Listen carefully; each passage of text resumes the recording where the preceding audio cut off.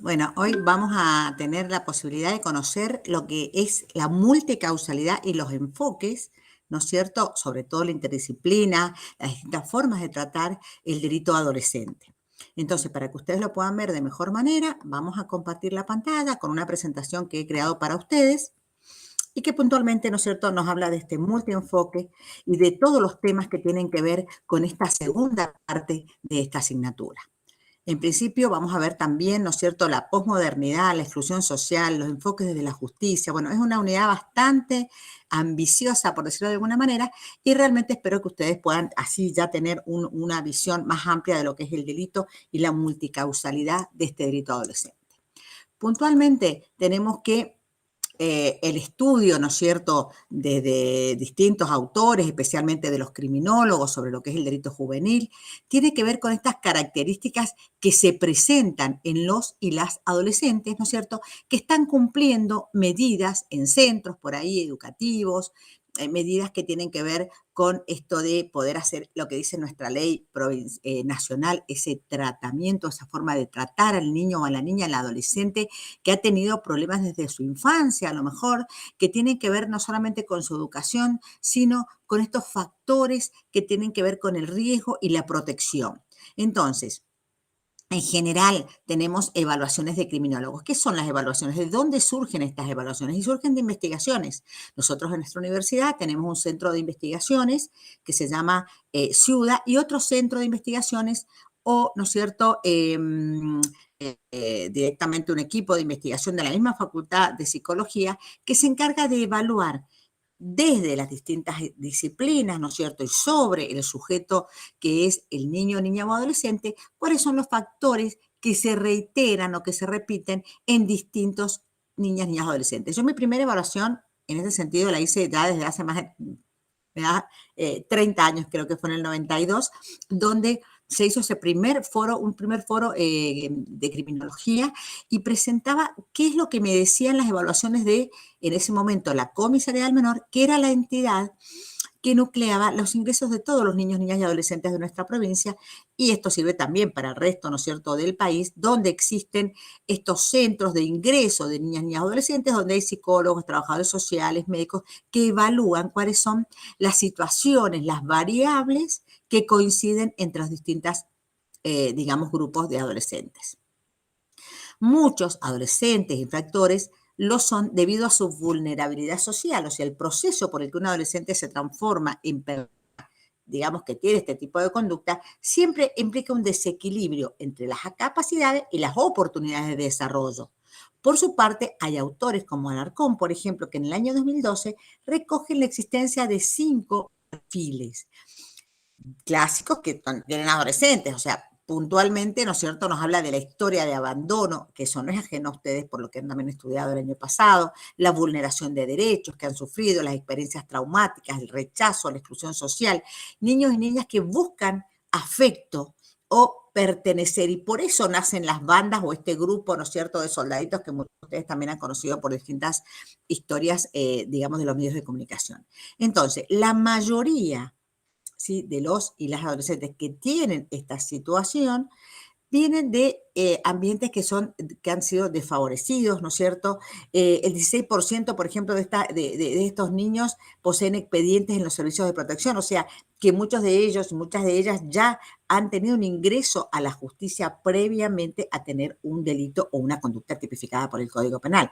Un 53%, por ejemplo, no estaba escolarizado. Yo hice también una evaluación de Mendoza, donde tenía prácticamente un 70% de los chicos que ingresan desde digamos, en el sistema de protección, que no estaban con una permanencia sistemática en la escolaridad o la educación.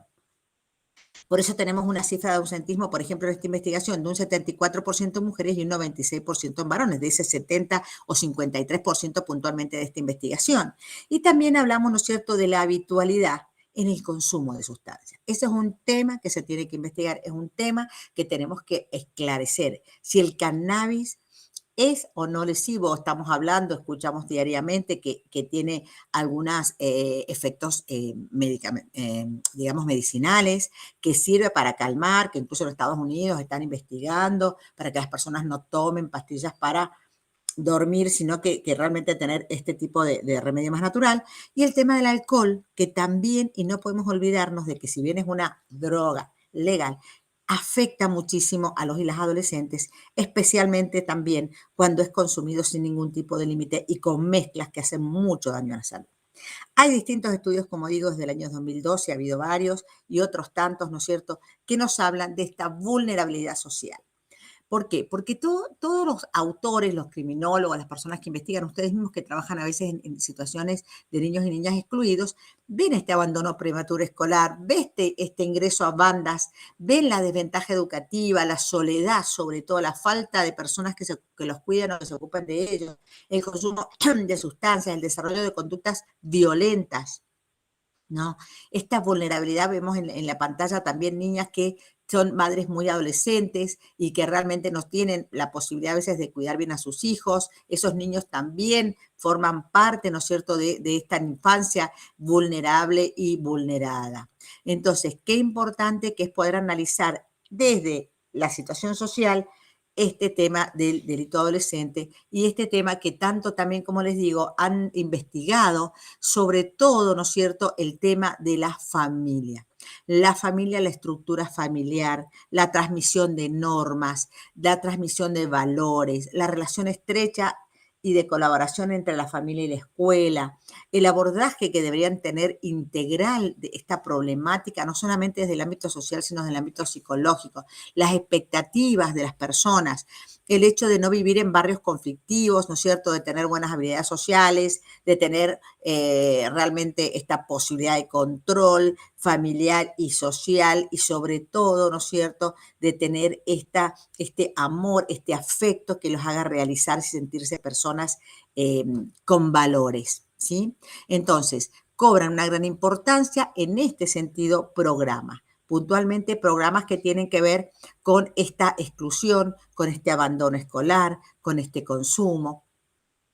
Entonces, tenemos que enfocarnos en estos factores, ¿no es cierto?, que tienen que ver con la protección, el papel de la familia en la educación, las políticas de conciliación familiar, las relaciones familiares positivas. Acá tenemos toda la relación estrecha que tiene que haber entre la familia y la escuela, como decíamos, el abordaje integral de problemas sociales, tener amigos con comportamientos prosociales, expectativas de futuros positivas.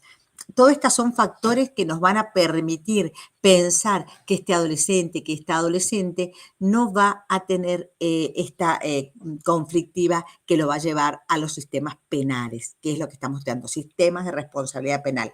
No van a llegar a ser responsables de delito si tienen buenas habilidades sociales, si tienen patrones, ¿no es cierto?, de conducta que sean incompatibles con la reincidencia. También es importante tener en cuenta esta educación que muchos hablan desde el positivismo de la reeducación, reinserción, reintervención. Para mí esto no es lo que tenemos que pensar. Para mí lo que tenemos que pensar es puntualmente en una intervención educativa, insertar, incluir. ¿Por qué? Porque precisamente muchos de ellos ni siquiera han estado incluidos, ni siquiera han estado educados. Entonces, si bien leemos en todo lo que es la bibliografía científica de la reeducación, de reinsertar, de todo esto que tiene que ver, ¿no es cierto?, con una inclusión social que no se da, y bueno, entonces nos vamos a dar cuenta de que esta intervención es mucho más eficaz y esta educación, y no ya reeducación, se da desde la primera instancia, se da desde las escuelas primarias.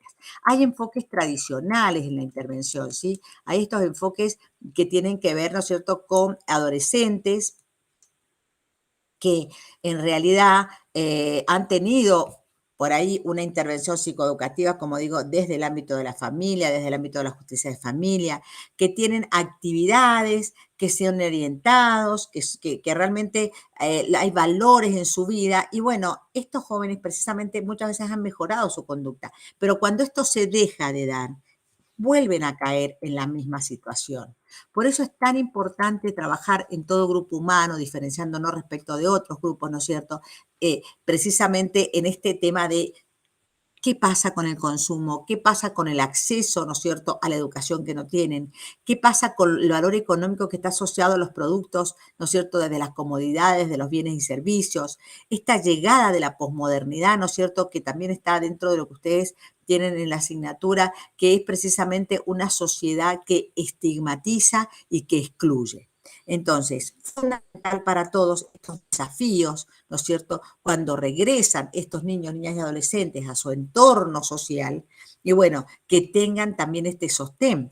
Yo, como le decía, de acuerdo a mi experiencia como jueza en lo penal de adolescentes, una de las cosas fundamentales que veía era este acompañamiento. En una oportunidad, 2 niñitos no punibles, o sea, chiquititos, tenían unas familias que realmente los usaban para el delito y se tomó una medida de excepción. Y mientras esta medida de excepción duró, que tenían profesor de gimnasia, que estuvieron en una, digamos, con un resguardo afectivo y también desde lo social, desde lo pedagógico, desde la diversión incluso, bueno, cambiaron totalmente su conducta y totalmente su forma de, hasta de expresarse y hasta de vestirse, y eran realmente niños, volvieron a tener infancia. Pero ¿qué pasó luego? Bueno, vuelven a su entorno y desde ese entorno no se protegió esta forma diferente y no pudieron salir de esta situación. Por eso nos parece tan importante desde este lugar, desde la posmodernidad, de esta sociedad de consumo, de esta exclusión social, de este etiquetamiento, ¿no es cierto? Que tratemos de que esto no sea parte de nuestro accionar, ¿sí? Que esta posmodernidad que cambió la diferenciación de los individuos y de sus conductas y amplía la esfera de la autonomía individual, precisamente tiene que ver con esto de hablar de una sociedad en la que los individuos buscan esta diferenciación tanto en sus estilos de vida como también en la forma de pensar y actuar. Entonces, vemos que el consumo hace que las personas, muchos niñitos y niñitas que ingresan a este sistema, bueno, es porque quieren tener las zapatillas, que quieren tener lo que se usa o tener la posibilidad de salir. Yo me acuerdo que a veces tenía chicos que venían y decían, bueno, que quería ir a la fiesta el sábado o una reunión, lo que sea, como le llamen ahora los adolescentes, y no tenía la posibilidad de tener la ropa que quería o las zapatillas que quería. Y entonces, bueno, la única forma de tenerlas era sacándoselo a otro. Entonces, esta sociedad de consumo impacta en la conducta de adolescentes, de niños y de niñas. Sí, impacta. Impacta también lo que los y las personas adultas, ¿no es cierto?, le digamos a ellos. ¿Cómo hacemos para que este estilo de vida, esta forma de pensar y actuar pueda cambiar? Entonces, hay estrategias, por ejemplo, de publicidad, que nos están dando una tendencia en el consumo, pero no nos hablan de otros valores. Entonces, advertimos que el comportamiento de los adolescentes se ve como, digamos, un poco determinado por estos anuncios, por esta forma de actuar, por esta forma de vida de esta sociedad en la que vivimos. Entonces, estos adolescentes, estas adolescentes, no quieren sentirse excluidos de esta sociedad que les está pidiendo determinadas formas y determinados consumos. Entonces, en general, el que no la tiene o el que se viste diferente, por ahí también es etiquetado. ¿Por qué? Por el lugar por donde viven, por la música que escuchan, por su forma de actuar y de relacionarse. Entonces, sí vemos ejemplos reales de estigmatización que los lleva muchas veces a la muerte. Tenemos jóvenes, ¿no es cierto?, que, por ejemplo, estos chicos que en noviembre del año pasado, Lucas González, un joven futbolista de 17 años de Barracas, fue baleado por la policía de la Ciudad de Buenos Aires, murió, según precisó, y hasta actualmente están haciendo marchas y todo para ver qué pasa con estas personas, ¿no es cierto?, que por verle una manera y por pensar que estaban huyendo, por que vivir en determinado lugar, y bueno, lo sacan. Entonces, hay una persona que decía, bueno, la policía te ve con gorrita y te miran mal, te piden el documento y solo porque te ven con gorrita y bueno, te sacan. Esto decía, por ejemplo, el amigo de Lucas, este niñito de 17 años que falleció en el mes de noviembre en nuestro país, y realmente esto nos hace repensar, a ver, nosotras también tenemos estos prejuicios, también tenemos nuestra forma de discriminar por cómo se viste, por cómo está, por dónde vive, y bueno, muchas veces sucede. Entonces, estas estrategias de publicidad de consumo para adolescentes, estos bienes que hacen identificar al adolescente o al adolescente con una determinada, ¿no es cierto?, forma de llevar adelante su vida, con una determinada forma, ¿no es cierto?, de actuar. Y bueno, realmente es lo que tenemos que tratar desde los ámbitos académicos de cambiar. Entonces, los consumos de sustancias son negativos y son negativos para los y las adolescentes porque, según, por ejemplo, los psiquiatras, los psicólogos hablan del lóbulo frontal que no se desarrolla bien cuando está imbuido de sustancias psicoactivas, pero si a los adultos los está presionando en este sentido, con más razón a los y las adolescentes. Entonces, ¿los y las adolescentes son etiquetados? Sí, son etiquetados. ¿Nosotros somos parte de ese etiquetamiento? Sí, somos parte. Entonces, tratemos de cambiar esta visión de los y las adolescentes para realmente darles la posibilidad de mostrar sus verdaderos valores y también la sociedad, las instituciones, orientar a las familias para que puedan transmitir estos valores y sobre todo el amor por estos niños y niñas, porque están solos y se sienten abandonados. Con respecto a los enfoques de la justicia penal, y bueno, dentro de los enfoques de la justicia penal vamos a hablar de un tema que es el welfarismo penal. Y ustedes dirán, pero doctora, ¿qué es el welfarismo penal? Y bueno, el welfarismo penal tiene que ver con esta situación, esta intervención, ¿no es cierto?, de los y las adolescentes, y esta, digamos, ver, explicar las bases institucionales en el campo del control del delito. Las instituciones especializadas de la policía, el Ministerio Público, los tribunales, las prisiones, tienen más de 150 años.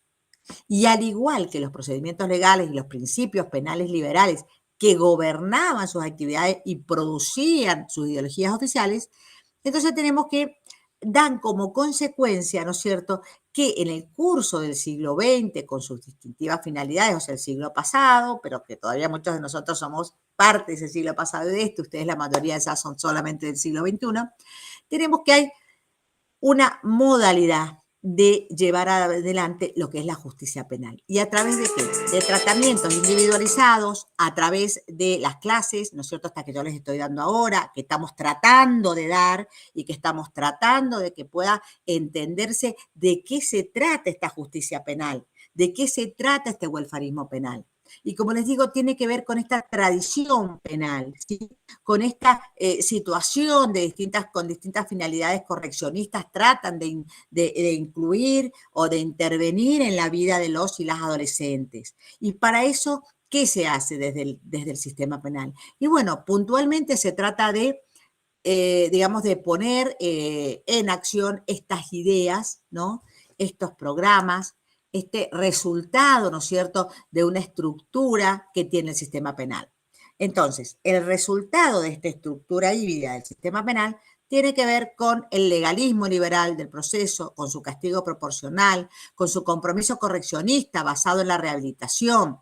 ¿Por qué? Porque el welfare y el conocimiento criminológico, tenemos que hacia el 1970, tiene contornos básicos, ¿sí?, que estaban bien delineados y parecían existir con una dinámica que se consolida en este cambio progresivo que tiene el sistema penal. Entonces, el welfarismo penal, ¿qué es?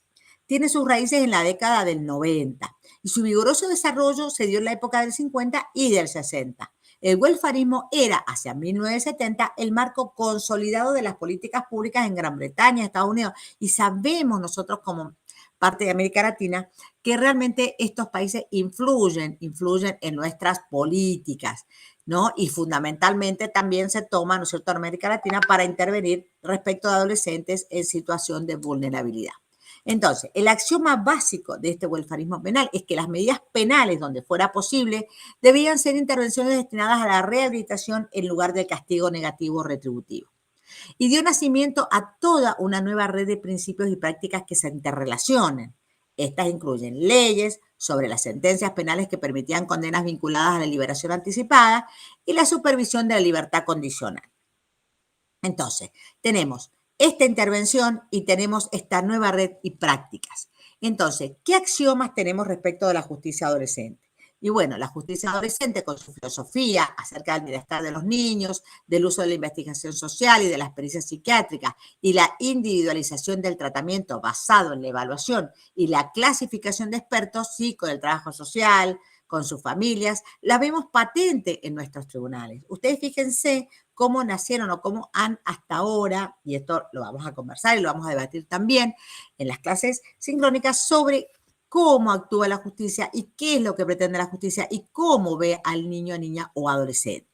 Entonces, desde sus comienzos a finales del siglo XIX, el welfarismo penal se basa en dos axiomas incuestionables que se derivan de la cultura progresista de este periodo. Entonces, el primero de estos axiomas se alimenta ¿por quién? Por el optimismo liberal del siglo XX, que considera como algo evidente que la reforma social junto con la afluencia económica eventualmente va a reducir la frecuencia del delito. La prosperidad generalizada por sí misma, ¿no es cierto?, se ve visualizada como un medio natural de prevención del delito. Y el segundo axioma, sí, tiene que ver también con un producto, en este momento histórico, como ustedes ven en la pantalla, que tiene que ver, ¿no es cierto?, con este Estado que es responsable de la asistencia de los y las adolescentes que cometen delitos, tanto en la parte de castigo como en la parte de control. Entonces, a lo largo del siglo XIX, el Estado había monopolizado y racionalizado de forma creciente el enjuiciamiento del castigo de los adolescentes. Acuérdense que esta justicia restaurativa, de la que hablamos en este momento, que tiene que ver más con la participación de la sociedad, con la participación de las víctimas, no se daba en el siglo pasado y aún ahora cuesta mucho que se comprenda. Entonces, en el supuesto que operaba, ¿sí?, era que debía asistirse a los y las adolescentes, ayudarlos para que pudieran estar en libertad, colaborar en la satisfacción de sus necesidades sociales.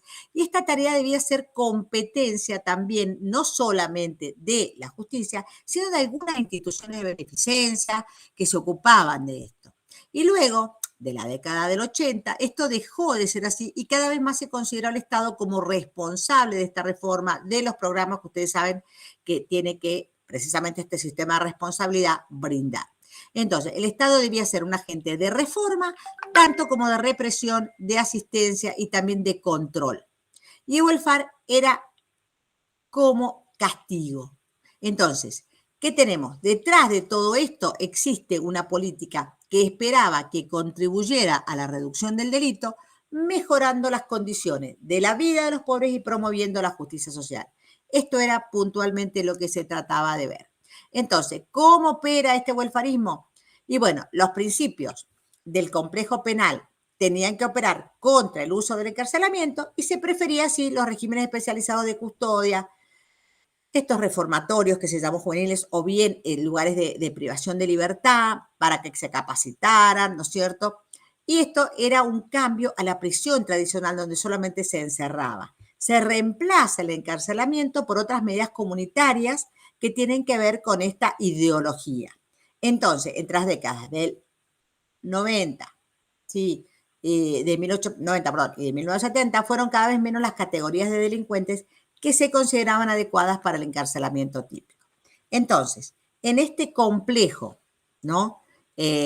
Precisamente que tiene que ver con esta persona, David Carlat, que precisamente él decía que millones de personas son encarceladas de manera innecesaria e improductiva, tienen que ver con esto de darle un carácter más individualizado al tratamiento, a la persona, ¿no es cierto? Y que este sistema penal obre con mayor efectividad para que precisamente aquellas personas que se privan de libertad sea la menor cantidad posible.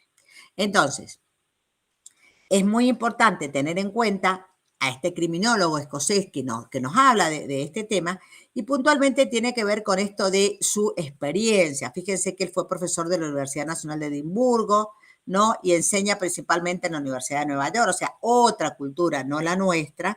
Y él habla puntualmente de sociología, teoría social, de criminología, o sea, de estas ciencias interdisciplinarias que tienen que ver con el tratamiento de la persona que está en esta situación de delincuencia. Entonces, este complejo, el ideal de este complejo penal welfare es la rehabilitación. Y no está solo el elemento, entre otros, ¿no es cierto?, que tiene que ver con incluir, como digo, con habilitar, con educar, sino que tiene que ver también con una estructura de valores, ¿sí? Entonces, en esta estructura se asigna un lugar central a los especialistas y profesionales, a los que son expertos. Y entonces, el gobierno, por ejemplo, británico en el año 64 dijo, no basta con condenar el delito, necesitamos entender las causas. Qué importante. Y acá también lo decimos cuando estudiamos esto, ¿no? Con un grado de compromiso importante. ¿Por qué esta persona llega a esta situación? Entonces tenemos los estados emocionales de los adolescentes que tienen que ver con esto. O sea, adolescentes que tienen que pasar por toda, transitar por toda esta etapa de confusión, pero que también tienen miedo. ¿Por qué? Porque precisamente tienen miedo a distintas nuevas experiencias que tienen que vivir. Entonces, los expertos profesionales de esta ideología hablan sobre esta confianza que tienen que brindar y precisamente la elaboración de las políticas públicas que son las que van a sostener estos tratamientos. Este enfoque que tiene que ver con que los partidos políticos también tienen que adoptar ideas diferentes respecto al sistema penal, a la política penal, al control del delito, y tienen que ver con esto de incluir a las personas y darse cuenta que los niños, niñas y adolescentes tienen que tener una instancia especializada y diferente. Y precisamente este grado de compromiso que tiene este aspecto de pensar que la cárcel no es lo mejor, sino que tenemos que incluir, tenemos que educar, tiene que ver también con otras instituciones como son la Dirección General de Escuela, como son a lo mejor los sistemas de salud, como son los sistemas sociales de ayuda, de planes, de situaciones de familias que están totalmente desprotegidas o excluidas. Entonces, de esta manera, la justicia tiene que tomar en cuenta, igual que el Ministerio Público Fiscal y todos aquellos agentes que trabajan para la inclusión social, que existen otras formas para poder incluir, para poder resolver los conflictos. Y tiene que ver con estas alternativas del golfarismo, tiene que ver primero con este discurso que muchas veces es moralista, pero que no tiene nada que ver con la realidad que viven los y las adolescentes. Y hay una responsabilidad social, una responsabilidad individual que nos involucra y que nos hace que busquemos otras formas, ¿no es cierto?, de intervención con los y las adolescentes. Entonces, tenemos factores de riesgo por un lado, factores de protección por otro, y tenemos la sociedad. Y tenemos las instituciones del Estado que tienen que cambiar su forma de ver a los y las adolescentes y de ver el delito adolescente, dándole una instancia superadora, diferente, que nos va a dejar en una, digamos, que muchas veces, ¿no es cierto?, en una situación de deuda con aquellos y aquellas que están tratando de salir adelante y de ser incorporados. Entonces, desde las políticas públicas, desde las políticas incluso universitarias en lo que estamos enseñando, desde las políticas sociales y sobre todo de las políticas judiciales, tratar de cambiar esta situación de los y las adolescentes excluidos por adolescentes que tengan conductas prosociales. Y a eso vamos a ir ahora cuando veamos los sistemas penales.